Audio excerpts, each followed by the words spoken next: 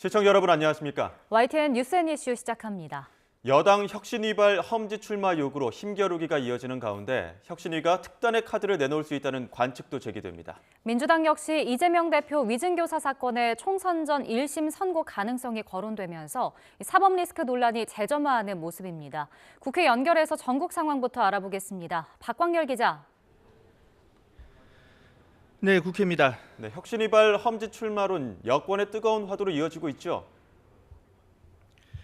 네, 이 험지 출마 요구를 고리로 한 거듭된 압박에도 친윤계 중진 등 핵심 인사의 묵묵부답은 열흘 넘게 이어지고 있습니다. 이 혁신위 조기 해산과 같은 특단의 대책을 거론한 일부 언론의 보도로 더 관심이 쏠렸는데요. 인 위원장은 일단은 내부 논의 과정에서 나온 하나의 의견일 뿐이라고 선을 그었습니다. 동시에 시간을 주면 100% 움직임이 있을 거라고 이 거취 압박을 이어갔는데요. 직접 들어보시죠. 시간을 좀 주면은 저는 100% 확신합니다. 여러 분류의 분들이 절대 이름은 거명 안 했지만 분명히 움직일 거리라고 저는 확신하고. 네, 하지만 이 당내 이 험지 출마론을 둘러싼 기싸움은 만만치 않은 기류입니다. 이 친윤 핵심 장제원 의원은 지역구 사수 의지를 공개석상에서 내비치기도 했습니다. 앞서 혁신이 거듭된 압박에 다소 불편한 기색을 내비치기도 했던 김기현 대표 역시 경북 구미 박정희 전 대통령 생가를 방문하면서 그 배경에 관심이 쏠립니다. 이 보수 결집과 민심 달래기 차원이라는 관측이지만 영남 중진을 상대로 한 험지 출마 요구를 고리로 한 이 거취 압박에 대한 견제구로 비칠 수 있다는 해석도 나오고 있습니다. 네, 민주당 역시 이재명 대표를 둘러싼 당 안팎의 내용이 이어지고 있죠. 네, 구속영장 기각과 서울 강서구청장 보궐선거 압승 이후 수면 아래로 가라앉는 듯했던 이재명 사법 리스크 재점화 가능성이 재차 거론됩니다. 이 법원이 이재명 대표의 위증교사 재판을 대장동 사건과 분리해서 진행한다는 방침을 세웠기 때문입니다. 총선 전 유죄 1심 선고가 내려질 경우 총선 판도를 뒤흔들 수 있다는 우려가 나오는 가운데 친명계는 일단 말을 아끼고 있습니다. 이 총선 전 선고 가능성 크지 않고 이 대표 체제의 큰 변수가 아니라는 주장인데요. 다만 비명계를 중심으로 불만의 목소리는 끊이지 않고 있습니다. 이 대표의 고향인 안동을 콕 집어 거론하며 험지 출마론 압박의 수위를 더하기도 했습니다. 들어보시죠. 저는 고향이 최적격이라고 생각합니다. 안동. 경기도지사 했죠. 예. 그다음에 국회의원 하고 있죠. 예. 대통령 후보였죠. 예. 지금 당대표까지 하고 있죠. 아. 이 정도의 기득권자가 어디 있습니까? 관련해 이재명 대표는 지역구 활동 공개와 인재위원장 역할을 강조하며 직접적인 대응은 피하고 있습니다. 다만 본격 총선 체제가 다가오고 여당의 인적 쇄신 움직임에 따라 제1야당 대표에 대한 압박 역시 거세질 수 있다는 관측도 나오고 있습니다. 지금까지 국회에서 YTN 박광열입니다. 윤석열 대통령이 그동안 대통령실과 각 정부 부처가 300곳 가까운 민생 현장을 찾아다녔다며 국회를 향해 민생 법안 처리에 속도를 내달라고 요청했습니다. 특히 1기 신도시 특별법으로 불리는 노후계획 도시특별법의 연내 국회 통과를 강조했습니다. 취재기자 연결합니다. 권남기 기자. 네, 용산 대통령실입니다. 네, 윤석열 대통령 오늘 국무회의에서 민생을 또다시 강조했죠. 네, 윤석열 대통령은 오늘 국무회의에서 그동안 대통령실과 각 부처가 292곳의 민생 현장을 찾았다며 국민에게 더 가까이 다가갈 것이라고 말했습니다. 코로나 시기 선지급된 재난지원금의 환수를 면제한 사례나 주택용 전력요금 동결, 가계통신비 부담 완화 등 그동안의 민생 대책을 조목조목 설명했는데요. 한시적 공매도 금지 대책에 대한 언급도 있었습니다. 윤 대통령은 불법 공매도 문제를 더 방치하면 개인 투자자들에게 큰 손실을 입힐 수 있다며 한시적 공매도 금지가 장기적으로는 증권시장 경쟁력에 긍정적인 영향을 주는 길이라고 강조했습니다. 잠시 들어보시죠. 더 이상의 피해를 막기 위해 근본적인 개선 방안이 만들어질 때까지 공매도를 금지할 것입니다.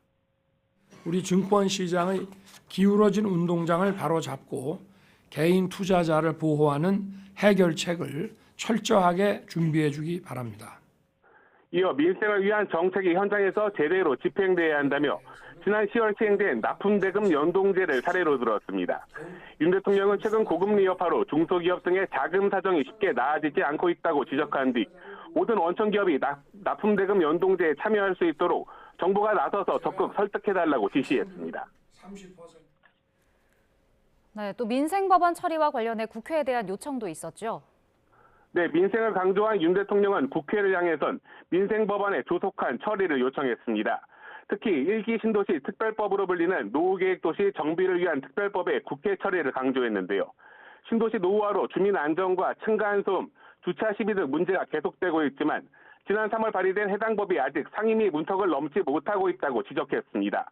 이어 1기 신도시 특별법 제정을 국민께 약속드렸고 국정과제로 추진했다며 야당도 특별법 제정에 동의한 만큼 연내에 꼭 통과될 수 있도록 적극적으로 논의해달라고 국회에 당부했습니다. 30년 전에 머물러 있는 노후 도시를 미래 도시로 전환하기 위해서는 기존의 법 체계만으로는 한계가 있습니다. 주거 환경 개선 그리고 이주 수요의 관리까지 뒷받침될 수 있도록 특별법의 제정이 반드시 필요합니다. 어제 경제사회노동위원회에 사회적 대화에 복귀 입장을 밝힌 한국노총을 향해선 환영한다며 노사정이 머리를 맞대면 어떠한 어려움도 극복할 수 있을 것이라고 말했습니다. 이번 달 해외 순방 일정에 대한 설명도 있었는데요. 윤 대통령은 내일부터 시작되는 아시아 태평양 경제협력체 정상회의에선 공급망 다변화와 투자 확대와 같은 우리 경제에 실질적으로 보탬이 되는 협력 방안을 논의할 것이라고 설명했습니다. 또 다음 주 영국 국빈 방문과 프랑스 방문을 언급하며 경제협력 도약과 함께 부산 엑스포 유치를 위한 막판 총력전을 펼칠 것이라고 덧붙였습니다. 지금까지 용산 대통령실에서 YTN 권남기입니다. 남북 간 적대 행위를 전면 중단하는 내용이 담긴 9.19 남북 군사 합의와 관련해 우리 정부가 공중에서의 대북 정찰 능력을 제한하는 조항의 효력을 정지시키는 방안을 검토하고 있는 것으로 확인됐습니다. 정부의 이 같은 방안은 북한이 정찰 위성 발사를 통해 대남 감시 능력을 키우는 상황에서 우리만 대북 정찰 능력을 제한하는 건 부적절하다는 판단에 따른 것으로 전해졌습니다. 북한의 정찰 위성 발사로 공중에서의 군사 합의가 효력이 정지되면 지상과 해상 등 군사 분계선 일대에서의 군사 연습을 중지한 나머지 조항도 영향을 받을 것으로 보입니다. 미얀마 타칠레이 지역에서 불법 업체에 의해 감금됐던 우리 국민 19명 전원이 양곤으로 안전하게 이동했습니다. 외교부는 주 미얀마 대사관이 우리 경찰청 등 관계기관과 긴밀하게 협조해 필요한 영사 조력을 제공했다며 이같이 전했습니다. 앞서 대사관 측은 지난달 초 감금 제보를 접수한 뒤 미얀마 경찰 측에 신속한 조치를 요청했으며 이에 따라 미얀마 경찰은 지난달 하순 해당 업체를 수색해 우리 국민 19명의 신병을 확보했습니다.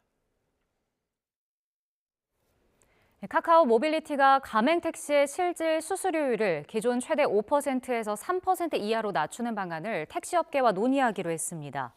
카카오 모빌리티는 기사들의 부담을 최소화하기 위한 새로운 상품안을 연말까지 마련할 예정이라면서 가맹 수수료에 해당하는 계속 가맹금을 3% 이하로 적극 검토하고 기존 가맹 택시 참여자들에게도 신규 가맹 택시로 전환할 수 있는 선택권을 보장할 예정이라고 밝혔습니다.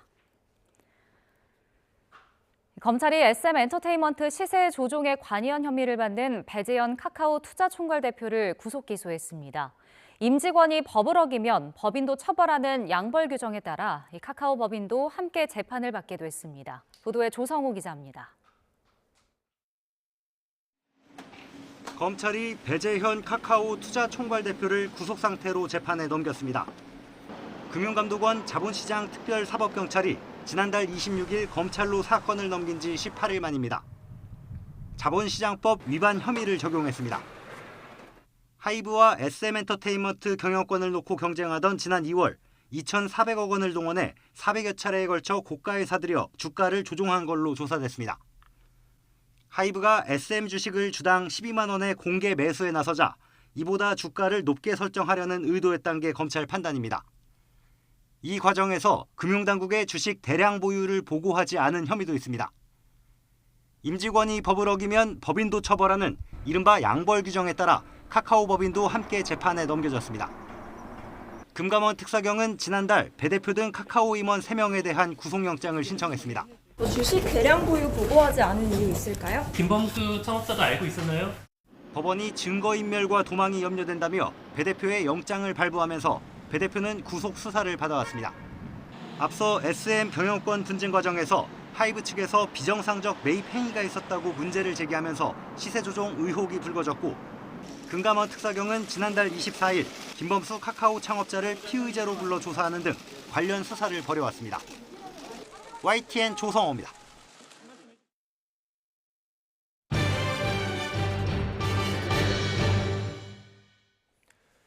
네, 오늘의 정치권 이슈 국민의힘 성일종 의원, 더불어민주당 김성환 의원과 나눠보겠습니다. 안녕하십니까? 네, 안녕하십니까? 안녕하세요. 어제 그 첫 공판 준비 기일 위증교사 혐의에 대해서 한번 좀 처음으로 여쭙겠습니다. 이재명 대표 위증교사 사건을 지금 대장동 재판 등과는 분리해서 재판하기로 결정이 됐습니다. 그러니까 이재명 대표는 병합을 요구했는데 이 부분이 받아들여지지 않았거든요. 그만큼 재판에 대한 부담감은 좀 커졌다고 봐야 되는 겁니까? 그 재판장의 그 결정이 조금 밖으로 알려지는 과정이 조금 적절하지 않은 것 같은데요. 예. 심리를, 왜냐하면 그 건은 비교적 이제 간명한 건이기 때문에 심리를 좀 당겨서 한다는 거지 분리해서 한다는 거하고는 좀 다른 얘기인 것 같아요. 그런 오해가 없었으면 좋겠는데, 제가 짧게 말씀드리면 이 건이 무슨 위중교사라고 해서 뭔가 좀 있어 보이는데, 그 실제 내용은 2000년대 초반에 분당 파큐뷰 그 특혜 용도 변경 특혜 분양건이 있었는데, 그때 이재명 대표가 시민운동을 했거든요. 예. 그 시민운동을 할 당시에 한 언론사 기자가 당시 시장에게 일종의 검사를 사칭해서 전화를 했는데 그 옆자리에 있었다는 것으로 이제 일종의 공모 혐의를 받은 건데, 내용도 그렇고 그게 실제로 본인이 사칭한 것도 아니고 옆자리에 앉아 있었던 건이거든요. 이제 그 건을 2018년도 경기지사 선거 때 일종의 표현하는 과정에서 뭐 허위사실 공표다 이렇게 했는데 이미 그 건은 무죄를 받았고요. 그러니까 이 위증교사라고 하는 건 자체가 사실은 이미 무죄 판결을 받은 건이어서 실제로 큰 건이 아닌데, 표현상 위증교사라고 하니까 뭔가 좀 있어 보이는 것 같잖아요. 이것을 뭐 분리하든 뭐 통합해서 하든 진실이 하나이기 때문에 큰 문제가 되지 않을 거예요. 말씀하신 것처럼 다른 재판들보다 단순합니다. 뭐 실이 오래 걸리는 것도 아니고. 예. 그런데 이제 별도 재판으로 빠지면 내년 총선 전에 이거 선고가 이루어질 것이라는 전망도 나오고, 그 이후에까지 좀 영향을 미칠 거라는 전망이 나오기 때문에 좀 이 부분에 대해서 주목하는 거거든요. 어떻게 보십니까? 저는 민주당이나 이재명 대표가 이것을 병합하기를 원했잖아요. 예. 뭐 여러 차례 얘기를 했으니까는요. 그런데 병합할 수가 없어요. 내용이 틀리고 공통점이 또 없어요. 그렇기 때문에 이건 당연히 병합으로 가는 게 맞고요. 분리하는 게 맞고, 이게 만약에 병합이 됐다고 그러면은 언제 끝날지 모르잖아요. 지금 모든 재판을 지금 민주당에서 이재명 대표 측에서 이것을 지연하려고 그러고 있거든요. 그건 뭐 이미 여러 차례 하고 있지 않습니까? 수도 없는 증인을 불러다가 재판을 어떻게 하든 끌어가지고 다음 대권으로 가는 길에 이게 결론이 안 나기를 이렇게 바라고 있는데, 이게 이제 이번에 병합에서 빠지는 바람에 이 사건은 단순 명료하기 때문에 저는 이게 오히려 좀 낫지 않겠나. 이재명 대표한테도 떳떳하다고 한다면 오히려 이재명 대표가 이것을 병합하지 말고 분리해달라고 요청을 했었어야지요. 아마 그래서 이거는 또 유창훈 영장 실질 심사를 맡았던 그 유창훈 판사도 이 부분에 대해서는 소명이 됐다라고 얘기를 한 거거든요. 그렇기 때문에 아마 비교적 이런 부분에 대해서 객관성 있게 본 거 아닌가 생각을 합니다. 근데 이게 이제 위증 혐의에 대해서도 어쨌든 금고 이상 형이 만약에 선고가 된다고 한다면 이 부분이 뭐 총선 이후라고 하더라도 피선거권이 박탈되는 부분이 있어서 대선에서도 좀 문제가 있을 것이다, 이런 관측들도 나오고 있는데요. 여기에서는 어떻게 보십니까? 아마 이재명 대표를 싫어하는 쪽에서 어떻게든 꼬투리를 잡아보고자 하는 지금 검사 독재 정권에서는 그걸 바라는지 모르겠습니다만, 실제로 그 내용 자체가 비교적 간명합니다.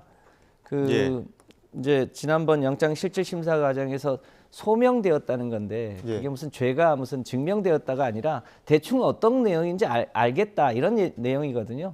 이제 그런 내용이고 어제 이제 재판 과정에서는 비교적 간명하기 때문에 앞서서 분리 심사를 한다. 그런데 그것이 사건을 아예 떼어내서 별도의 재판으로 한다는 거하고는 내용이 좀 다르거든요. 예. 그래서 이제 그런 차원의 문제이기 때문에 저희는 이 건과 관련해서도 이미 무죄 판결을 받은 건입니다. 그래서 별로 이 건에 뭐 이재명 대표의 거취가 영향을 받을 사안이 아니다 이렇게 보고 있습니다. 근데 저는 그렇게 보지를 않고 있습니다. 예. 왜 그러냐면 전에 그 김병량 시장의 수행비서였던 김진성이라고 하는 사람이 이번 사건도 이거에 대해서 병합을 반대한다라고 요청을 했고 신속하게 재판을 받게 해달라 이렇게 요청을 한 거잖아요.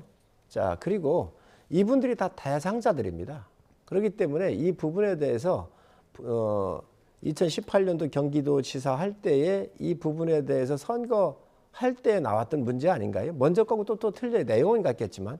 그런데 아니, 같은 명확하게 이 부분에 대해서는 분명히 위증교사 있다고 하는 그런 혐의를 영장 실질 심사하던 아까 말씀드린 판사도 그 판단을 했는데 뭐 다음 판사도 또 다른 판단을 내릴 수 있을지 어떨지 모르겠지만 이거는 분명히 빨리 해야 한다고 보고 또 이재명 대표는요 제가 볼 땐 그렇습니다. 본인을 모셨던 비서실장 제가 이름은 안 밝히겠습니다. 전에 모셨던 도지사로 있을 때의 비서실장했던 분이 세상을 뜨면서 이재명 대표는 이제 모든 거 다 내려놓으시라고 유서에 남겼어요. 그리고 자기하고 여행을 갔다 왔던 분도 세상을 떴고 또 자기 부인을 수행을 했었던 기무사 출신의 모 대령도 세상을 뜨고 총 5분인가가 이재명 대표 때문에 세상을 떴거든요. 또 본인 때문에 22명이 기소되거나 구속이 돼 있단 말이죠. 이런 정도가 되면 대권이나 지금 당대표를 할 수가 없는 겁니다. 지금 다 내려놔야지. 있을 수 없는 상식선에서 대한민국 헌정사에서 있을 수 없는 일들이 벌어지고 있거든요. 그렇기 때문에 이게 재판의 문제가 아니고 도덕적으로 이미 이재명 대표는 당대표 내려놓고 국회의원 내려놔야지요. 그게 아니고 지금 대권을 가겠다라고 얘기를 하는데 지금 그런 욕심을 부리다가 보니 이게 재판이 병합이냐 분리냐 이런 문제 나오는데 이건 부채적인 문제고 근본적으로 이재명 대표가 갖고 있는 본질적 문제에서 저는 정치를 하면 안 되는 분이다 이렇게 생각을 합니다. 그거는 이제 국민의힘의 주장일지 모르겠습니다만 지난번 이제 체포동의안이 이제 국회에서 가결되고 영장 실질 심사를 받았지 않습니까? 예. 그동안 대한민국의 뭐 거의 100명이 넘는 검사들이 300회 이상의 압수수색을 거치고 정말로 먼지 날 때까지 털어보겠다고 해서 샅샅이 터는 거 아닙니까? 거의 2년 가까이. 그럼에도 불구하고 구체적인 혐의가 입증되지 않는다는 것으로 이 소위 구속이 되지 않았는데 그 정도 먼지가 안 날 정도면 이제는 소위 윤석열 검사 독재정부에서 사건을 중단시키는 게 맞죠. 그런데도 여전히 뭔가를 좀 털어보겠다고 지금 하고 있는 게 문제 아니겠습니까? 저는 야당 대표에 대해서도 국민의 한 사람이기 때문에 그럴 수 있다고 봐요. 그런데 만약에 그런 정도로 할 거면 자기 부인, 자기 장모, 자기 부인의 그 오빠 이런 분들에 대해서도 공정한 잣대를 들이대서 주가 조작이라든지 최근에 양평 고속도로 이 노선 변경이라든지 그것도 같은 잣대로 수사하거나 조사해야 되는 거 아닙니까? 누구는 탈탈 털고 누구는 한없이 봐주고 이것을 대한민국 국민이 공정하다고 느끼지 못하기 때문에 예. 최근에 윤석열 정부의 지지도가 그렇게 낮게 나오는 게 다 그런 이유 아니겠습니까? 자, 지금 예. 우리 김성환 의장님이 그 말씀을 이제 아마 윤석열 정부의 아킬레스건이 양평고속도로거나 뭐 차가의 부동산 이 문제 얘기를 하는데 주가 조작 이런 얘기 하는데 이거요 문재인 정부에서 탈탈 털었습니다. 기소 못한 거 아닙니까? 아니, 그때 검찰총장이 윤석열 검찰총장 할 때 얼마나 찍어내려고 그 난리를 폈습니까? 그러다가 추미애 조국 같은 역풍을 맞은 거잖아요. 그런데 지금에서 균형이 안 맞는다 얘기를 하고 하는 것은 전 동의할 수가 없고요. 독재정부라고 그러는데 무슨 독재정부죠? 독재정부였으면 지금 가만히 있었겠습니까, 의장님? 지금 국민들이 그렇게 따지면은요. 문재인 정부는 독재를 더 했지요. 검찰을 가지고 정말 그 뭘 어떻게 했는지 본인들이 더 잘 국가를 다 허문 세력들이잖아요. 네. 지금 국민들은요. 20년 장기 집권한다 그러면서 했던 것을 되돌아보면 저는 이런 지점으로 공격을 못할 거라고 봐요. 제가 마지막으로 짧게 말씀드리면 국민들은 지금 전두환 군사 독재보다 더 심하다. 민주당 이야기지요. 더 도모하다. 네. 이런 게 다수의 국민들의 정서입니다. 그러면 이재명 대표 같은 대표를 만난 적이 있습니까? 국민이 4단계를 해줬습니다. 있을 수 없는 일들을 했잖아요. 그러고 나서도 뭐 밑에가 다 이득을 줘놓고 어떻게 받았는지는 모르지만 나는 모르겠다 그러는데 그러면 무능한 거 아니에요? 밑에가 해먹었는데. 오늘 두 분의 논쟁보다 더 거친 논쟁이 있어서 이 부분 한번 다시 또 이야기를 두 분의 이야기를 들어봐야 될 것 같습니다. 여러모로 지금 총선 시기에 복잡하긴 한데 최근 그 송영길 전 대표 그리고 한동훈 법무부 장관 그 둘 사이에서 거친 언사를 쏟아낸 부분이 좀 논란이 되고 있어서 오늘 아침 인터뷰 내용이 좀 있습니다. 이 내용 듣고 다시 두 분 의견 이어가도록 하겠습니다. 이렇게 법무부 장관을 후지게 하는 정권은 처음인 것 같아요. 왜 인사검증을 민정수석에서 법무부 장관을 옮겼습니까? 본인이 책임지겠다 그랬거든요. 정말 후지게 정치를 하는 정도가 아니라 후지게 법무부 장관을 하고 있고 수사도 후지게 하고 있고 한동훈 장관 사법고시 하나 합격했다는 이유로 땀을 흘려 일을 해봤습니까? 뭘 해봤습니까? 맨 기업들을 잡아 피의자가 뒤에서 야합하고 증거 조작 의혹이 꽉 차 있고 이런 분이 도덕적 논의할 겁니까? 자기 처남은 후배 검사를 성폭행해가지고 구속이 됐고 자기 장인은 주가 조작으로 지금 논란이 됐고 본인 대표님, 딸은 스펙 의혹했다가 대표님, 학력 의혹했다가 대표님 지금 이게 쌓여 있거든요.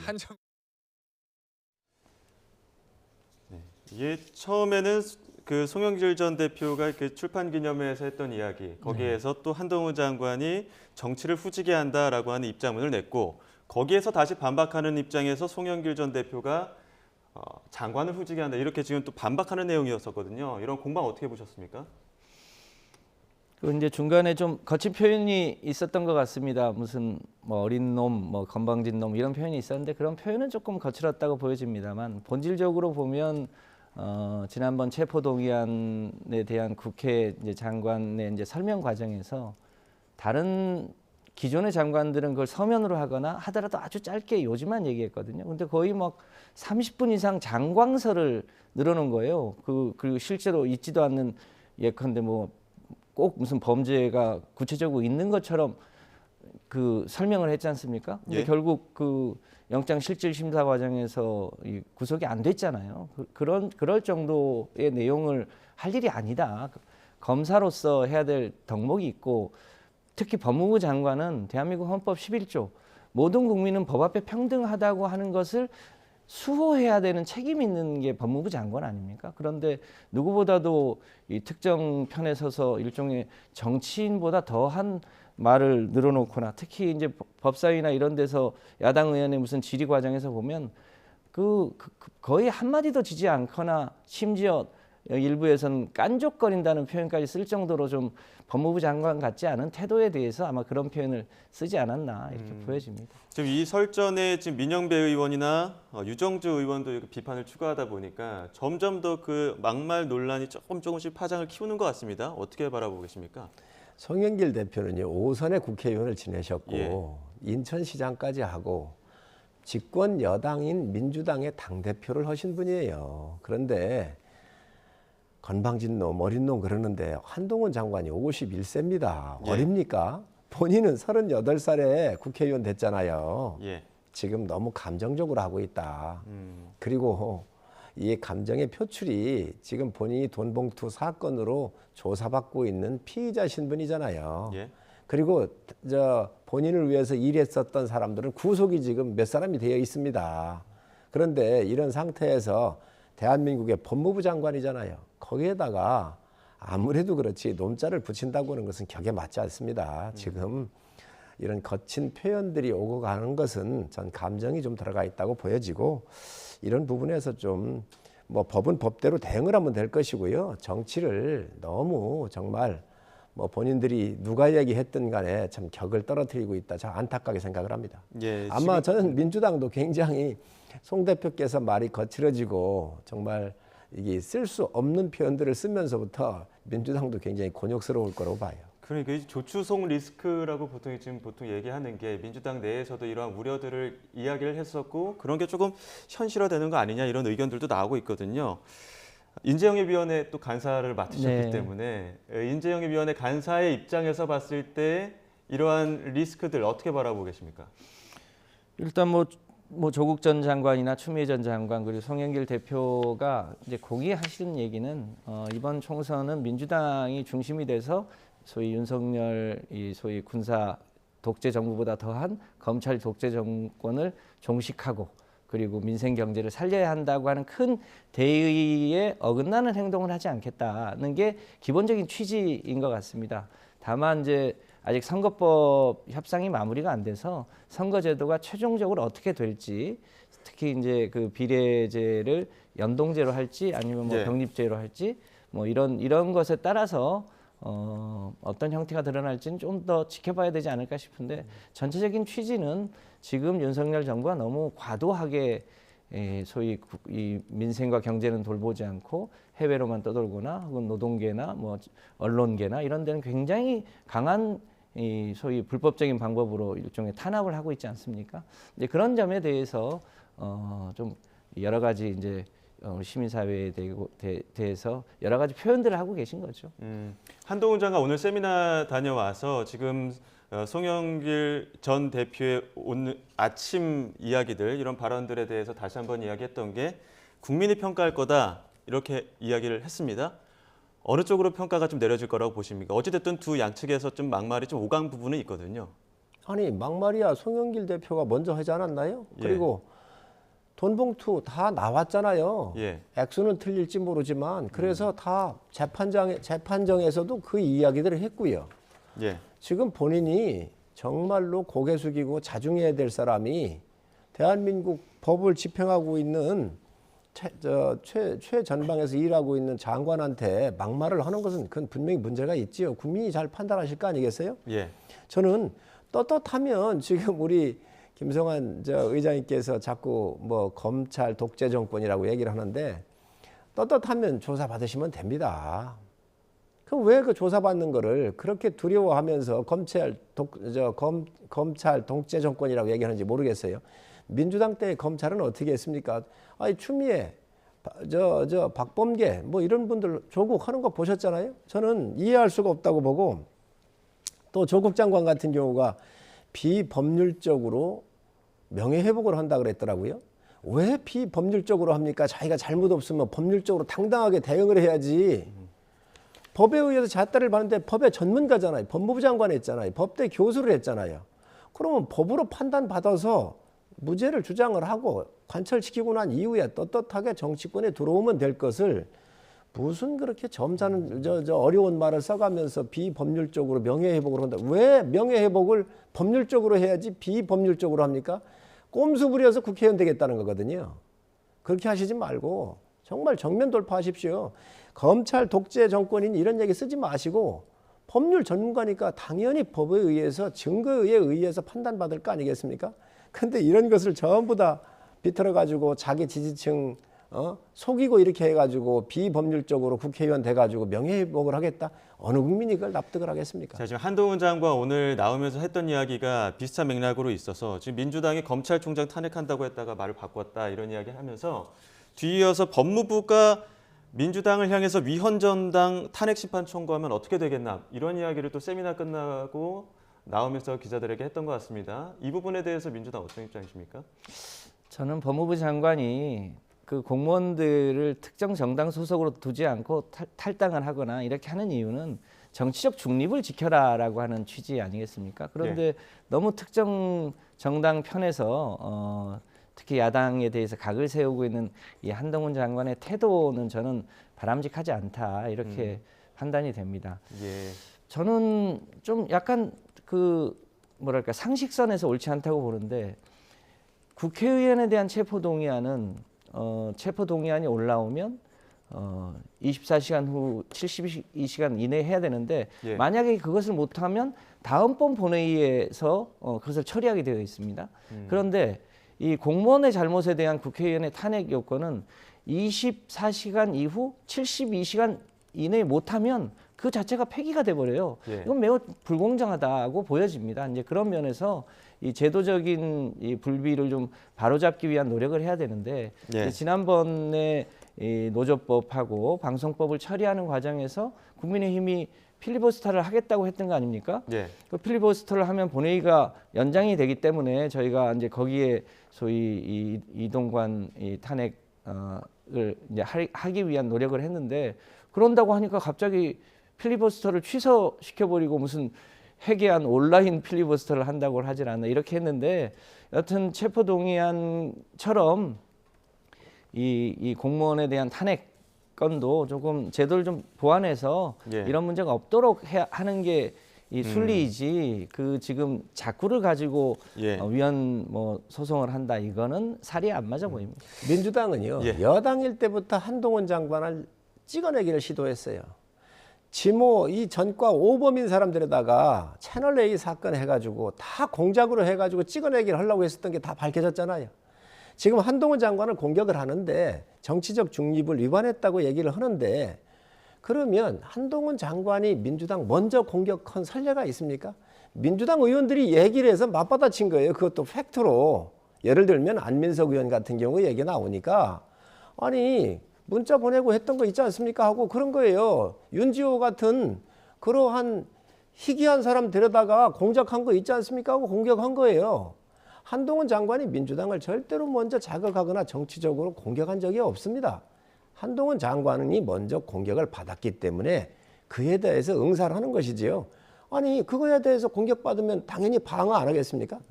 그래서 그 부분을 그렇게 봐야지 예. 한동훈 장관이 뭐 여당의 편에 서가지고 절대로 먼저 공격한 적이 없습니다. 자, 여당 사정도 조금 짚어보겠습니다. 주제를 바꿔서. 인요한 혁신위원장 연일 친윤 핵심 중진 의원들 희생 외치고 있는데 장제원 의원 지난 주말 대규모 인력 동원해서 또 세를 과시하기도 했는데 여기서 또 혁신위 요구에 정면 반박하는 발언을 해서 이 이야기 잠깐 듣고 두 분 의견 이어가도록 하겠습니다. 저는 제 단량한 정치 인생 연장하면서 서울 가지 않겠습니다, 여러분. 그런 마음도 듣겠습니다. 서울 가래요. 서울을 가랍니다, 저보고. 우리가 함께 꿈꾼 사상 발전, 위대한 낙동강 시대의 중심 사상을 만들어야 되지 않겠습니까? 저는 이 일을 위해서 제 남은 인생 모든 것을 바치겠습니다, 여러분. 지금 이 상황을 두고 하태경 의원은 윤석열 대통령 머리 아플 것이다, 실망할 것이다, 사실상 윤핵관 해체 수순에 왔다 이렇게 이야기를 하고 있는데 어떤 의견이십니까? 저는 인유한 위원장께서 혁신의 키를 상당히 잘 잡고 있다고 생각을 해요. 예. 예. 그리고 실질적으로 언론에 많은 이러한 혁신의 프로그램을 내면서 전국을 주도하고 있다고 보여지고요. 예. 그 핵심적인 것들이 이제 상징적인 분들 몇 분들이 당을 위해서 희생을 요구하고 있는 거잖아요. 예. 개인적 감정이 아닙니다. 당이 선거에서 이겨야 윤석열 정부가 성공할 수가 있고 대한민국이 앞으로 갈 수가 있잖아요. 그렇기 때문에 지금 현재 누구 개인을 지칭하기보다는 상징성 있는 분들에 대한 이런 희생을 요구하는 것에 대해서는 전 옳게 보고 있고 또 그 누가 됐든 당을 위해서 또 국가를 위해서 희생을 통해서 새로운 길이 모색이 되고 우리가 선거에 이길 수 있다고 한다면 결코 피하지 않을 거로 봅니다. 희생을 요구하는 부분에 대해서는 적극적으로 찬성하시는데 그 희생을 거부하는 모습에 대해서는 어떤 의견 갖고 계십니까? 거부는 이제 좀 숙고의 시간이 필요하겠지요. 예. 그렇지만 그것도 국민의 요구라고 하는 거가 이제 판단하게 될 거고 여러 가지 할 텐데 어찌됐든 그런 부분들에 대해서 그 책임의 부피가 큰 분들이 결단하실 때는 저는 결단할 것이라고 생각을 합니다. 시간이 조금 필요할 뿐이다 이런 의견이신데 타당 이야기지만 어떻게 바라보고 계십니까? 하태경 의원이 모처럼 바른 얘기 저는 한 것 같은데요. 예. 윤핵관이라는 게 이제 윤석열 대통령이 당선될 무렵만 해도 이 개국공신의 상징 용어 아니겠습니까? 그런데 그 당시 상징의 핵심이 이 장제원 의원하고 권성동 의원이었는데 권성동 의원은 이제 자기를 이 윤핵관이라고 부르지 마라 이렇게 하고 장제원 이제 초대 비서실장은 이 인요한 이 혁신위원장의 구체적으로 이제 소위 험지 출마 대상자 아니었겠습니까? 그런데 대놓고 서울 가지 않겠다고 하면 그 두 핵심 윤핵관이 다 사실상 윤핵관을 부정하고 있는 것이기 때문에 사실상 이제 윤핵관이 이 개국공신의 상징이 아니라 윤핵관으로 찍히면 이제 당선도 어려워질 정도 아니겠습니까? 그런 면에서 윤핵관 해체 단계라고 하는 표현이 이 현재의 국민의힘의 기존의 실세들의 이 행태를 보여주는 아주 상징적인 표현 아닌가 싶습니다. 예. 사실 핵관이라는 것도 없습니다. 상징성 때문에 그렇지요. 그리고 대통령께서 집권을 하시고 난 이후에 그 누구한테 특별히 총애하거나 권한을 많이 주거나 이런 것도 없어요. 국정을 운영을 하면서 아마 새로운 사람들에 의해서 대통령실이 운영되고 있는데 예. 저는 이 윤핵관으로 불리는 게 억울하다고 생각을 하고 있을 겁니다. 저도 그 부분에 대해서 동의를 하는데 지금 그런 차원의 문제가 아니라 총선에서 승리를 해야 될 거 아닙니까? 집권 여당이니까. 그리고 안정적으로 이 국정을 운영을 하려고 한다면 국회에서 반드시 다수당이 돼야 돼요. 지금 상황이 어떠냐? 입법부 민주당에 의해서 완전 장악돼 있잖아요. 사법부 김명수 체제에 의해서 지금까지 아무것도 못하고 있습니다. 행정부를 저희가 가져왔는데 전현희 같은 사람들이 1년 이상 안 나가고 버텼거든요. 지금 500~600명 이상이 알박기에 의해서 나가지 않고 있는 사람 많습니다. 하고 싶어도 제대로 할 수가 없어요. 그러면 제대로 된 권력의 교체를 통해서 나라를 변화시키고 또 혁신을 시키려고 한다면 다음 22대 총선에서 저희가 다수당인 1당이 돼가지고 그것도 150석 이상이 돼야만이 안정적인 대한민국에 추동을 할 수 있단 말이죠. 이에 대해서 전 정확하게 알고 있을 거라고 생각을 하고 예. 이 부분에 대해서 필요할 때는 결단들을 내려주십사는 말씀드립니다. 그 결단이 좀 늦다 보니까 인유한 위원장도 생사가 갈릴 때 의사로서 강제로 약을 주입한다, 특단이 나온다 이런 이야기 하면서 조기 해체 선언하는 방안도 좀 검토하고 있다 이렇게 나오는데 혹시 그 방향이 특단의 방향이 조기 해체로 가는 겁니까? 그게 왜 나왔는지는 전 잘 모르겠는데 예. 지금 인유한 위원장이 오신 지가 3주 됐거든요. 예. 혁신안 1호를 냈고 2호를 또 그 다음 주에 냈기 때문에 2주밖에 안 됐습니다. 그래서 이런 숙고의 시간을 좀 가질 필요가 있고 예. 여러 이 필터링하는 과정이 있으니까 한번 지켜보시지요. 그리고 인유한 위원장은 쉽게 물러날 뿐이 아니라고 저는 보여집니다. 예, 그리고 당을 반드시 쇄신시켜야 되겠다라고는 확고한 생각을 갖고 계신 것 같아요. 예. 그런 면에서 보면은 어떤 형태로든 간에 압력의 수단을 좀 동원하지 않겠습니까? 뭐 경우의 수가 있겠지만 2주, 3주밖에 안 되셨다고 이야기했지만 그 짧은 기간 안에서 굉장히 이슈몰을 좀 많이 잘 해왔던 편이었었거든요. 근데 만약에 이제 조기 해체가 된다고 한다면은 총선 전에 조금 힘이 빠지는 거 아닌가 이런 우려도 좀 나오는 것 같은데요. 그 혁신위가 출범할 때의 배경을 보면 이 강서구청장 보궐선거에서 예. 국민의힘이 참패하지 않았습니까? 그 참패를 만회하기 위해서 혁신위를 구성했는데 강서구청장 보궐선거 때 보여진 소위 이 민심의 핵심은 윤석열 대통령의 통치 스타일을 바꾸라고 하는 엄중한 경고였거든요. 네. 그러니까 야당 대표 때려잡고 뭐 이런 데다 힘쓰지 말고 경제 민생 챙겨라. 뭐 이런 게 핵심이었는데 인유한 이 위원장이 와서 사실은 그 민심하고는 다른 방향으로 초점을 돌리기를 한 거죠. 그러니까 이제 그런 면에서 시간 끌기는 성공했는데 그 시간 끌기도 결국 이 본질로 들어가면 그 주요한 당사자들이 다 이 거부하고 있는 거 아닙니까? 예. 그런 면에서 눈길은 끌었습니다만 일종의 시간 끌기용 헛다리 짚기 아니었나 이렇게 보여지는 측면이 있습니다. 그래서 예. 결국 성공하기 쉽지 않을 거다 이렇게 보여집니다. 혁신에는 두 축이 있다고 보여져요. 예. 지금 의장님께서 말씀하신 경제나 민생에 대한 혁신이 있는데 이 부분은 대통령께서 지금 현장 중심으로 많이 가고 있고 예. 민생에 대해서 특히 복지, 약자 복지 이런 부분에 대해서는 정말로 대통령께서 재정이 어렵지만 예. 후하게 쓰자 해서 정말 이런데 뭐 예를 들면 그 발달 장애인 같은 경우 이런 분들에 대해서 예산을 정말 몇십 %씩 올리고 이렇게 하고 계시다는 말씀을 드리고 이제 정치 혁신이죠. 정치 혁신은 예를 들면 강서의 민심을 받는데 그 민심의 수용의 그릇은 당입니다. 예. 그렇기 때문에 그 당이 변해야 되는 거 아니겠어요? 인물이 변해야지요. 그러니까 이제 상징적인 조치를 해달라고 하시는 거고 그래서 지금 두 개의 축으로 그래도 대통령께서도 민생 중심으로 경제 중심으로 가고 계시고 당에서는 또 인유한 혁신위원장이 이런 국민의 소리를 담아내는데 저는 열심히 하고 있다고 생각을 합니다. 그 정치 혁신이란 한 축에서 이준석 전 대표도 한마디 했습니다. 어제 윤핵관 그리고 윤핵관 호수인들 책임을 지고 정계 은퇴하라 이런 촉구까지 했는데 사실 지금 신당 창당 가시화하는 마당에 또 국민의힘에 대해서 굉장히 날선 발언들 이어가고 있거든요. 어떤 의도가 있다고 보십니까?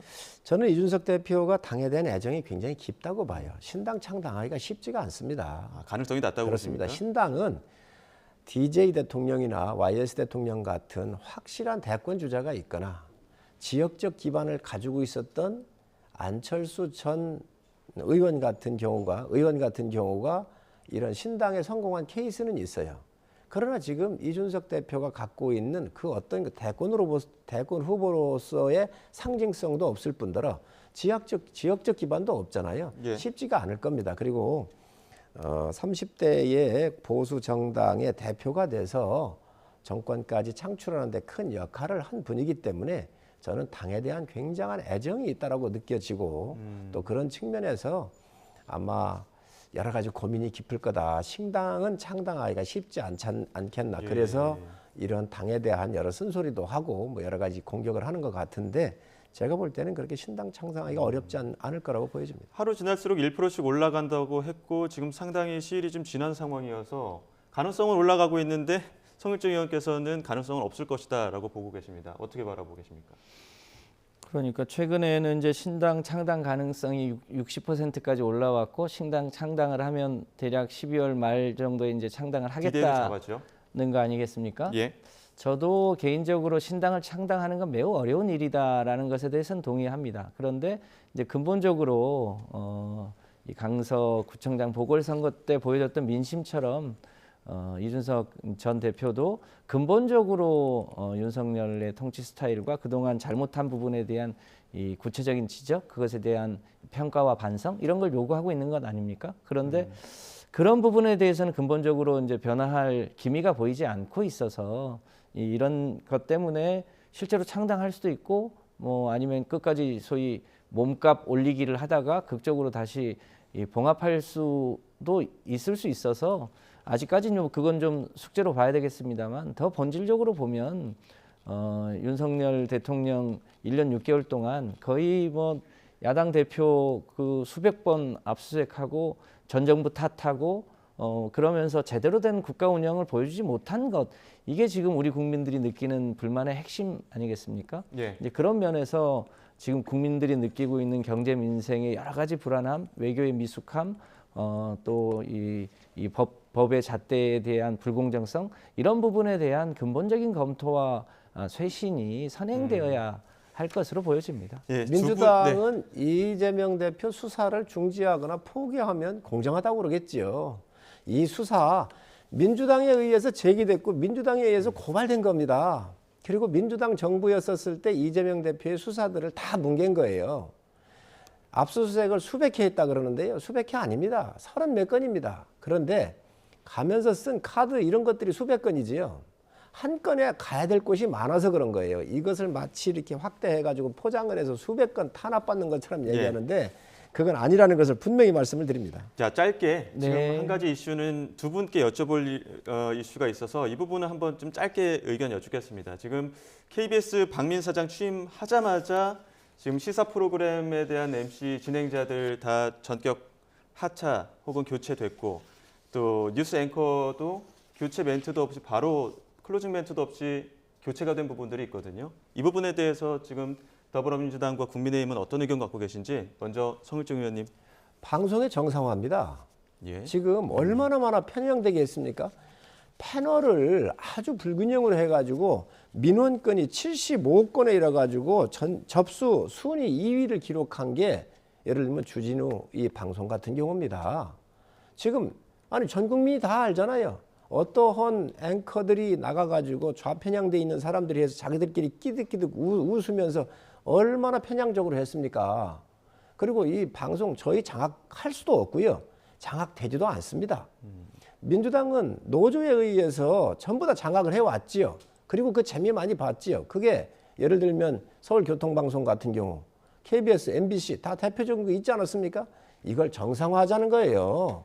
그리고 이렇게 불공정 방송으로 하고 불공적인 패널을 이렇게 분배를 잘못해가지고 하고 있는 이런 것들을 정상화하자고 하는 것이 어떤 문제가 있나요? 예를 들어서 다음에 이러한 패널을 불공정이 너무 신임 사장 체제 하에서 왔다고 한다면 민주당이 문제 제기하시기 바랍니다. 예, 민주당 입장 듣겠습니다. 최근에 뉴욕타임즈에서 윤석열 정부의 언론 장악의 열의가 군사 독재 시절을 연상케 한다고 이제 그 얘기했잖아요. 그게 저는 상징하는 바가 크다고 봅니다. 정말로 이 방송의 정상화면 최소한의 절차를 거쳐가야 하는데 취임도 되기 전에 이 클로징 멘트도 하지 못하고 그냥 문 닫아라 이런 식으로 하는 건 그야말로 이 방송 장악을 넘어서 방송 쿠데타라고밖에 느낄 수 없는 거 아니겠습니까? 국민들이 결과적으로 평가하실 텐데 윤석열 정부가 이동관 방통위원장을 앞세워도 해도 너무한다. 그렇게 한다고 진실이 가려지지 않는다. 저희는 그렇게 보고 있고 최소한의 지금 이 불법적으로 진행되고 있는 것은 바로잡아야 되는 거 아닌가 싶습니다. 네, 여기서 마무리하겠습니다. 지금까지 국민의힘 성일종 의원, 더불어민주당 김성환 의원 두 분과 함께했습니다. 오늘 말씀 고맙습니다. 네, 감사합니다.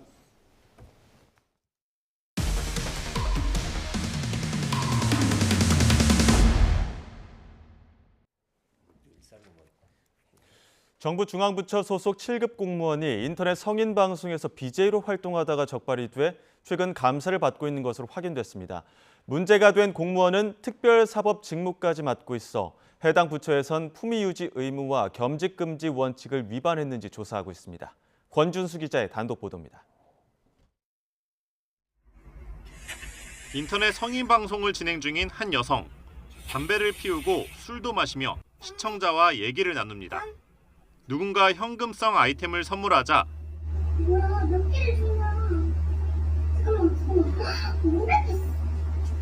갑자기 신체를 노출하기 시작합니다.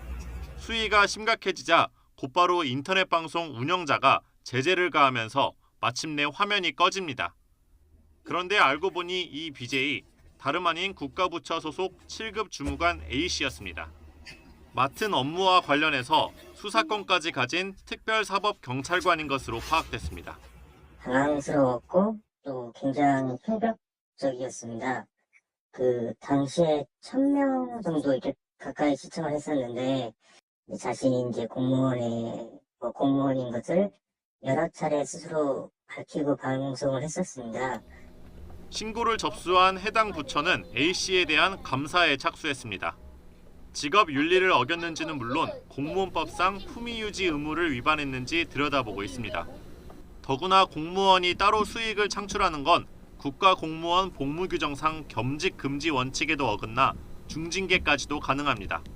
혹여 허가를 받아 영리 업무를 하더라도 직무 능률을 떨어뜨리지 않아야 하고 정부에 불명예스러운 영향을 끼치지 않도록 하고 있습니다. 이에 대해 A씨는 공무원으로 임용되고 나서 발령받기 전까지만 성인방송 BJ로 활동했다고 해명했습니다. 하지만 임용이 된 순간부터 공무원 신분이란 점을 고려하면 처벌은 피해갈 수 없을 것으로 보입니다. 기본적인 품위 유지라는 측면에서 문제가 있다고 생각이 되고요. 공직을 맡고 공익에 대한 활동을 하는 사람들이기 때문에 다른 직종보다는 높은 도덕성, 윤리성이 요구가 되고 시대가 바뀌면서 최근 인터넷 방송에 참여하는 공무원은 늘고 있습니다. 다만 콘텐츠 내용이나 수익 여부까지 일일이 들여다보기에는 현실적으로 한계가 있다는 지적이 나옵니다. YTN 권준수입니다. 경기도에 있는 지역 농협에서 직원이 수억 원대를 빼돌렸다는 의혹이 불거져 경찰에 고발됐습니다. 고객 예금 통장에 있는 현금 1억여 원을 지인 명의 통장으로 빼갔다가 덜미가 잡혔습니다. 우종훈 기자가 보도합니다. 경기 여주시 한 지역 농협에 근무하던 40대 직원 A씨. 고수익 상품에 가입시켜주겠다며 오랜 고객에게 신분증을 요구했습니다. 한 달 뒤 만기를 앞둔 고객은 A씨를 믿고 신분증을 맡겼다가 그만 뒤통수를 맞았습니다. 고객 통장과 도장을 이용해 고객 예금 1억여 원을 본인 지인 명의 통장으로 빼간 것으로 파악됐습니다. A씨는 고객 항의로 문제가 알려지자 남편 사업이 어려워 1억 원만 갖다 쓰려고 했다며 다시 돈을 고객 통장에 돌려줬습니다. 그런데 내부 감사가 진행되면서 더 큰 문제들이 수면 위로 떠올랐습니다. A씨 어머니와 지인 명의 차명 계좌로 지역 농협 돈을 무려 5년 가까이 몰래 빼돌린 사실이 추가로 드러난 겁니다. 지역농협과 오랫동안 거래해온 쌀 포장재 생산업체 등 거래처에 물품 대금 명목으로 돈을 보낸 다음 일부 금액을 차명 계좌로 돌려받은 뒤 다시 본인 계좌로 돈을 옮겼습니다. 적게는 200만 원, 많게는 1,100여만 원씩 130여 차례에 걸쳐 빼돌린 금액이 8억 6천만 원에 이르는 것으로 나타났습니다. 이렇게 확보한 자금으로 개인 사치품을 사거나 암호화폐에 투자한 것으로 확인됐습니다. 지역농협은 A씨가 정상적인 거래로 보이게끔 매입점표 등 서류를 꾸며내 사실관계 파악이 어려웠다고 밝혔습니다. 채권 보전을 위해서 저희 나름대로 그 남편하고 본인한테 있는 그 부동산에 대해서 저희가 근저당 설정을 좀 해놓은 상태예요. 지역농협은 해당 직원을 대기 발령한 뒤 경찰에 고발했고 차명 계좌로 돈을 입금해준 업체도 조만간 고발할 방침입니다. 농협중앙회 역시 해당 지역농협에 대한 감사를 벌여 관리 감독에 허점이 있었는지 살필 예정입니다. YTN 우종은입니다. 박민 신임 사장이 취임한 KBS가 메인 뉴스인 9시 뉴스를 4년 동안 진행해온 이소정 앵커를 하차시키는 등 방송 진행자를 전면 교체했습니다. KBS는 1TV에서 방송하는 9시 뉴스의 평일 새 앵커에 박장범 기자와 박지원 아나운서를, 주말 앵커에 김영견 기자와 박소연 아나운서를 발탁했다고 밝혔습니다. KBS는 주요 종합뉴스의 앵커를 교체함으로써 위상을 되찾고 시청자들의 신뢰를 회복할 것이라고 이번 인사 배경을 설명했습니다. KBS는 또 매일 오후 5시 5분 진행하던 라디오 프로그램 주진우 라이브를 특집 일라디오 저녁으로 대체하고 기존 진행자인 주진우 씨 대신 김용준 KBS 기자를 진행자로 세웠습니다. 이에 대해 언론노조 KBS 본부는 사측이 제작진과 어떤 논의 없이 편성을 삭제하고 방송 하루 전에 앵커에게 하차를 통보하는 등 박민 사장 취임 첫날부터 편성 규약과 단체 협약 위반 행위가 잇따르고 있다고 비판했습니다. KBS 박민 신임 사장이 취임한 직후 주요 시사보도 프로그램 진행자가 교체된 것과 관련해 정치권은 엇갈린 반응을 보였습니다. 더불어민주당은 KBS 점령작전, 군사 쿠데타 등에 비유하며 맹비난을 쏟아낸 반면 여당은 공영방송 본연의 자세로 돌아오길 기대한다며 정치권이 개입해서는 안 된다고 선을 그었습니다. 양당 원내대표의 발언 직접 들어보겠습니다. KBS 뉴스를 보면서 저는 과거 5.16 쿠데타처럼 군사 쿠데타가 일어난 줄 알았습니다. 무슨 방송 진행자나 방송 개편이 이렇게 전격적으로 이루어진 것을 듣도 보도 못했습니다. 박민 사장이 취임하자마자 KBS 점령 작전이 일사천리로 진행되는 것 같습니다. 진짜 군사 쿠데타를 방불케 합니다. KBS가 공영방송의 입장에서 또 공정하게 방송 본연의 자세로 돌아오기를 저희들은 기대하고 있습니다. 공영방송이 공정하게 방송을 하도록 하기 위해서는 정치권에서 감나라 대추나라 하지 않는 것이 좋다고 생각합니다. 그냥 지켜보고 있습니다. 오늘은 기온이 오름세를 보이며 추위가 조금씩 누그러지고 있습니다. 오늘 서울 아침 기온은 영하 0.8도로 어제보다 덜 추웠고요. 한낮에도 10도까지 올라 어제보다 3도가량 높겠습니다. 다만 일교차가 10도 이상 크게 벌어져 체온 조절 잘해주셔야겠습니다. 오늘은 전국 하늘에 구름만 다소 지나고 있습니다. 다만 늦은 오후부터 내일 새벽 사이에는 서해안과 제주도에 빗방울이 떨어지는 곳이 있겠습니다. 동해안은 대기가 계속 건조하겠습니다. 오늘 낮 기온은 예년과 비슷하겠습니다. 서울 10도, 대전 11도, 대구 13도, 부산 14도가 예상됩니다. 수능 예비 소집일인 내일은 오늘보다 기온이 더 오르겠습니다. 수능일인 모레도 큰 추위는 없겠는데요. 다만 모레 오후에는 전국 곳곳에 비가 내리겠습니다.